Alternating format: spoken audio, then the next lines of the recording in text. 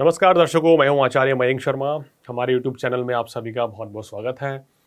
दर्शकों, आज हम चर्चा करेंगे मूलांक को लेकर। मूलांक को लेकर सीरीज हम लोग बना रहे हैं और उसमें सभी मूलांक की जानकारी दे रहे हैं। और आज चर्चा है मूलांक 2 की, कि मूलांक 2 वालों का स्वभाव कैसा होता है, किस तरह के कार्य करने से मूलांक 2 वाले जल्दी कामयाब होंगे, क्या प्रोफेशन आपका होना चाहिए, कौन से नंबर आपके लिए लकी रहेंगे लाइफ में। आजकल चलन है कि लोग गाड़ी लेते हैं, अपनी बाइक लेते हैं, तो वो नंबर्स के अकॉर्डिंग लेते हैं, न्यूमरोलॉजी के अकॉर्डिंग। या फ्लैट ले रहे हैं आप, या आजकल तो ये भी हो रहा है कि लोग जब किसी रिजॉर्ट या होटल में जाते हैं तो वहाँ का जो रूम नंबर होता है वो भी अपने न्यूमरोलॉजी के अकॉर्डिंग लेते हैं।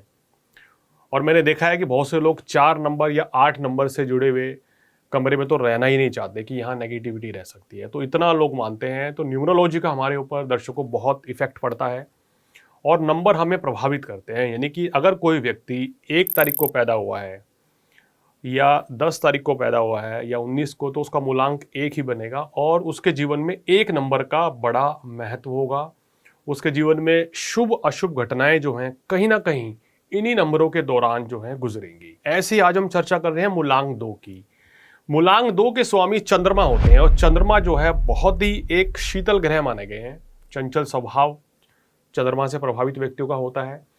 यानी कि अगर आपका जन्म जो है किसी भी माह की 2 तारीख को हुआ है, अब आप इसमें महीना कोई मैटर नहीं करेगा, जनवरी हो या दिसंबर तक कोई भी महीना हो, लेकिन आपका जन्म जो है 2 तारीख को होना चाहिए, आपका जन्म 11 तारीख को होना चाहिए और आपका जन्म जो है 20 तारीख को होना चाहिए या फिर 29 तारीख को होना चाहिए। अब 29 का कैसे काउंट करेंगे?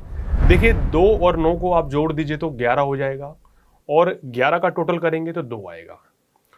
तो इस तरीके से आप जान सकते हैं कि आपका मूलांक 2 है। अब देखिए, मूलांक 2 से प्रभावित व्यक्ति बहुत ही मधुर वाणी के स्वामी होते हैं, चंचल स्वभाव के होते हैं, बहुत ही अति संवेदनशील या कह रहे बहुत ज़्यादा भावुक होते हैं, बच्चों की तरह कभी कभी व्यवहार करते हैं। इनका मन जो है कहीं एक जगह टिकता नहीं है या कोई भी ऐसा काम ये एक जगह टिक कर नहीं कर सकते हैं। और इसी के चलते हम कह सकते हैं कि बार बार ये लोग अपने जीवन में, अपने करियर में बदलाव लाते हैं। यानी कि कुछ साल नौकरी करेंगे, फिर उसके बाद कुछ साल बिजनेस करेंगे। इस तरीके से इनकी चीज़ें लाइफ में रहती हैं। मूलांक 2 वालों की बात करें तो चंद्रमा के प्रभाव के चलते कहीं ना कहीं इनके जीवन में थोड़ा उतार चढ़ाव देखा गया है। जीवन के शुरुआती वर्षों में बड़ा संघर्ष रहता है, लेकिन उसके बाद का जीवन इनका बहुत ही अच्छा बीतता है। मूलांक 2 के स्वभाव में क्या विशेषता है, आखिर क्या मतलब कि अगर आप ये चीज़ देखने जा रहे हैं मूलांक 2 में, तो वो बड़ी ज़बरदस्त होती है। ये आज मैं आपको बताऊंगा कि मूलांक 2 वाले बहुत अच्छे कलाकार होते हैं, बहुत अच्छे आर्टिस्ट होते हैं। यानी कि इनके अंदर कला तो इनकी खूबी है, मतलब आपके अंदर गॉड गिफ्टेड चीज़ होती है। आप कहना चाहिए आपकी वाणी बहुत मधुर होती है। अगर आप गायकी के क्षेत्र में जाना चाहते हैं, अगर आप फिल्म लाइन में जाना चाहते हैं, अगर आप कलाकार बनना चाहते हैं या क्रिएटिविटी, जहां क्रिएटिव काम करना है वो काम आप करना चाहते हैं, तो मूलांक 2 वालों से बेहतर कोई और मूलांक नहीं होगा इस फील्ड में जाने के लिए। और मूलांक 2 वाले बहुत अच्छे शिक्षक भी साबित होते हैं, बहुत अच्छे मेंटोर साबित होते हैं। अब कहते हैं ना, ये खुद की सलाह अगर मानते हैं तो कामयाब नहीं होते, लेकिन मूलांक 2 वाले अगर किसी व्यक्ति को कोई एडवाइस दे दे, किसी को कोई सलाह दे दे, किसी का सलाहकार बन जाए, किसी का कोच बन जाए, मेंटोर बन जाए, तो उसका भाग्योदय कर देता है। ये खासियत मूलांक 2 में पाई जाती है। इसलिए मूलांक 2 वाले बहुत अच्छे शिक्षक, अध्यापक, प्रिंसिपल, बहुत अच्छे मेंटोर या बहुत अच्छे कोच भी होते हैं। तो अगर आप किसी 2 नंबर के मूलांक के व्यक्ति से सलाह लेंगे तो देखेंगे निश्चित रूप से वो आपको सही सलाह देंगे और उनकी सलाह से आप कामयाब भी हो जाएंगे। देखिए, मूलांक 2 वालों की अगर लव लाइफ या मैरिड लाइफ की बात करें तो काफ़ी उतार चढ़ाव देखा गया है इनके प्रेम संबंधों में, वैवाहिक जीवन में। इसलिए मैं कहता हूं कि मूलांक 2 वाले कम से कम 28 वर्ष की आयु से पहले विवाह ना करें, क्योंकि उससे पहले इनका वैवाहिक जीवन जो है तनावपूर्ण रहता है, रिश्ते बिगड़ सकते हैं या जीवन साथी के साथ जो है किसी भी बात को लेके वाद विवाद बहुत ज़्यादा रहता है और आपके प्रेम संबंध भी अक्सर टूटते बिखरते देखे गए हैं। यानी कि आपका कोई भी रिलेशन जो है बहुत लंबा नहीं चल पाता है। आपके पार्टनर के बीच में विचारधारा जो है वो बहुत अच्छी नहीं रहती है, खासकर 28 वर्ष तक।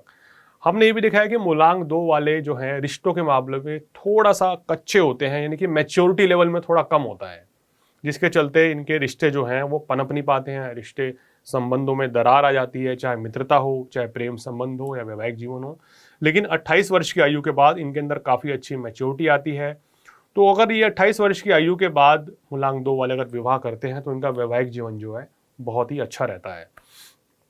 कार्य क्षेत्र में बात करें तो इनके लिए धर्म कर्म का क्षेत्र, पूजा पाठ, ज्योतिष, वास्तु या कला का क्षेत्र इनके लिए बहुत रहता है। फिल्म लाइन, पत्रकारिता, अगर आपको भाई एंकर बनना है, रिपोर्टर बनना है तो मूलांक 2 वाले ये काम बखूबी करना जानते हैं। उनके अंदर ये नैसर्गिक गुण होता है, ये चीज़ वो सीख कर आते हैं और बहुत अच्छे गंभीर कलाकार भी देखे गए हैं मूलांक 2 वाले। अगर आप राइटर या पोएट बनना चाहते हैं, फिलोसोफर बनना चाहते हैं या वैज्ञानिक बनना चाहते हैं तो मूलांक 2 वाले इस काम को कर सकते हैं और आप इस क्षेत्र में बहुत जल्दी कामयाब होते हैं और अपना नाम जो है बड़ा ज़बरदस्त, अपना नाम स्वर्ण अक्षरों में अर्जित कर पाते हैं। तो ये इनकी क्वालिटीज़ होती हैं।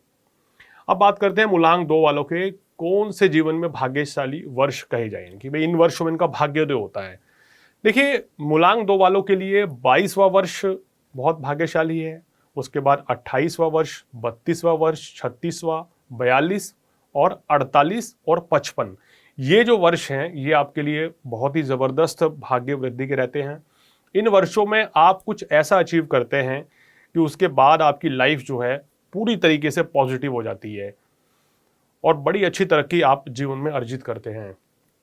जहाँ तक बात है कि मूलांक 2 वालों को क्या नौकरी करनी चाहिए या व्यवसाय ज़्यादा करना चाहिए, देखिए मेरा मानना यह है कि मूलांक 2 वालों को सलाहकार, एज ए एडवाइज़र अपना कोई भी काम करना चाहिए या नौकरी करनी चाहिए या आप जो प्रोफेशन आपको बताए हैं उन प्रोफेशन में अगर आप जाते हैं तो बहुत जल्दी कामयाब होते हैं। अगर आपको बिजनेस करना ही है तो 36 वर्ष की आयु के बाद अगर आप कोई भी व्यवसाय करते हैं तो विशेष लाभ मिलेगा। या खासकर अगर सुगंधित पदार्थ का काम करते हैं, ग्रोसरी का काम करते हैं या अगर आप फलों के व्यवसाय करते हैं, दूध डेयरी का काम करते हैं, सफ़ेद कपड़ों का काम करते हैं तो आपको विशेष सफलता मिलती है और आप जल्दी कामयाब हो जाते हैं। तो ये कुछ क्षेत्र हैं मूलांक 2 वालों के लिए जिनमें वो जल्दी कामयाब होते हैं। अब ये बताते हैं कि कौन से मूलांक आपके लिए शुभ रहते हैं। देखिए, आपके लिए जैसे मूलांक 2 तो है ही शुभ, आपके लिए परम भाग्यशाली कहा गया है। इसके अलावा आपके लिए मूलांक 1 बहुत ही भाग्यशाली रहता है।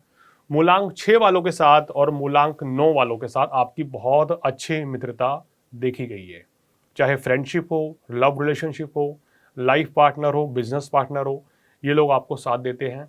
लेकिन मूलांक 8 के साथ आपकी शत्रुता देखी गई है। मूलांक 8 के साथ आपका उतना अच्छा सामंजस्य नहीं बैठ पाता है, चाहे मूलांक 8 की बात करें या मूलांक 4 की बात करें। ये 2 मूलांक आपके लिए उतने शुभ नहीं रहते या इनके साथ कहीं ना कहीं आप एडजस्ट नहीं कर पाते हैं।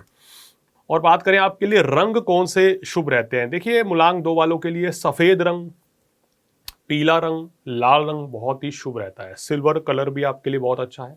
काला रंग आपको अवॉइड करना चाहिए, इस रंग के कपड़े कम से कम पहने, खासकर शनिवार के दिन ना पहने तो बहुत ही अच्छा रहे। और सोमवार के दिन सफ़ेद रंग का ज़रूर इस्तेमाल करें, यानी कि आपके पास उस दिन सफ़ेद रुमाल होना चाहिए या ड्रेस में वाइट कलर होना चाहिए, तो आपके लिए शुभ फलों की वृद्धि करता है। सोमवार का दिन, मंगलवार का दिन और शुक्रवार का दिन आपके लिए बहुत ही शुभकारी रहता है और इस दिन अगर आप कोई भी अपने काम की शुरुआत करते हैं तो आपको निश्चित रूप से सफलता मिलती है। तो दर्शकों, हमने आज आपको बताया मूलांक 2 के बारे में कि क्या विशेषताएं होती हैं, कौन से क्षेत्र में नाम कमा सकते हैं, कौन से वर्ष, कौन से लकी नंबर, कौन सी डेज या कौन से इनके लिए कलर्स शुभ रहते हैं। अगर आप भी अपने मूलांक के बारे में जानना चाहते हैं या न्यूमरोलॉजी के अकॉर्डिंग प्रेडिक्शन चाहते हैं तो हमसे संपर्क कर सकते हैं। तो दर्शकों, आज फिलहाल इतना ही। अगले एपिसोड में किसी और जानकारी के साथ आपके सामने फिर हाजिर होंगे। तब तक आचार्य मयंक शर्मा को दीजिए इजाज़त। नमस्कार।